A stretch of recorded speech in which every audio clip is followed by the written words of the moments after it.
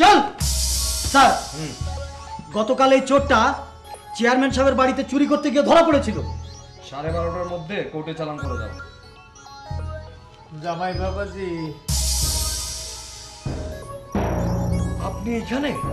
ইচ্ছা করে আসি নাই, আমারে বাইন্দা দিয়া গেছে এখানে। স্যার, গতকালকে এই শালা চেয়ারম্যান সাহেবের বাড়িতে গালাগালি করবেন না স্যার। চোরকে চোর বলবো না, এই শালা তো অনেক বড় চোর। এইবার নিয়ে আপনি 2 বার শালা বলেছেন। চুরি করেছে শাস্তি পাবে, গালাগালি করার অধিকার আমাদের নেই। বলতেও লজ্জা লাগছে, আপনি এই কাজ করলেন কিভাবে? সংসার আছেন না, সংসার তো খুব খারাপ জায়গা, ইচ্ছা না থাকলে অনেক কিছু ধরাইয়া দেয়। চোরের মুখে নীতি কথা। ও, তুমি কোনো মিটিংয়ে যাও নাই? গেছি না, অনেক মিটিংয়ে গেছি। তাহলে সেখানে আমার মতো চোর দেখো নাই? তারাও তো নীতি কথা বলে। চুপ করেন, বেশি কথা বলবেন না। ও, রিপন সাহেব, স্যার। ওনাকে নিয়ে হাজতে যান। 12:30টার মধ্যে কোর্টে চালান করে দেবেন। জি স্যার। চল এই বেটা, চল চল বেটা। ও মা, খালা আপনি বসেন বসেন বসেন প্লিজ।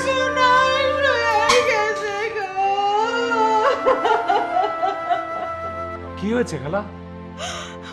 তোমার খালু রে কারা জানি চোর বানাইয়া থানায় নিয়ে আইছে।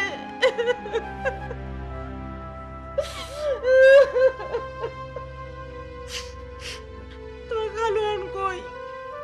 এইখানেই আছে, হাজতে। আপনি এখানে কেন? কি আপনারা ধরাই দিছে?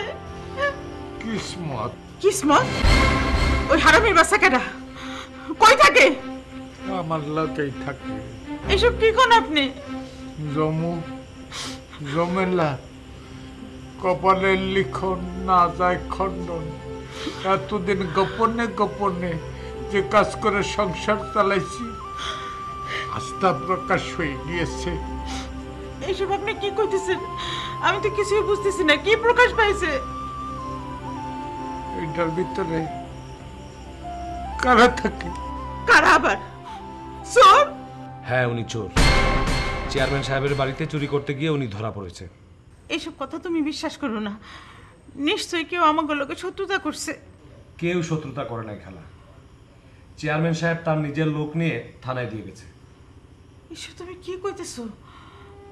তার মানে এতদিন আমি একটা চোরের লগে সংসার করছি, তোর কালু একটা চোর। আপনি কাঁদবেন না খালা। আমরা যেই সমাজে বাস করি সেখানে বেশিরভাগ মানুষই মুখোশ পরা থাকে। মুখোশটা খসে পড়লেই আসল রূপটা বেরিয়ে আসে। তার মানে তুমি কইতে চাও তোমার খালু একটা চোর? জি, আপনি এতদিন চোরের সাথে ঘর সংসার করেছেন। তুমি কিছু একটা করো, তোমার খালুরে তুমি ছাইড়া দাও।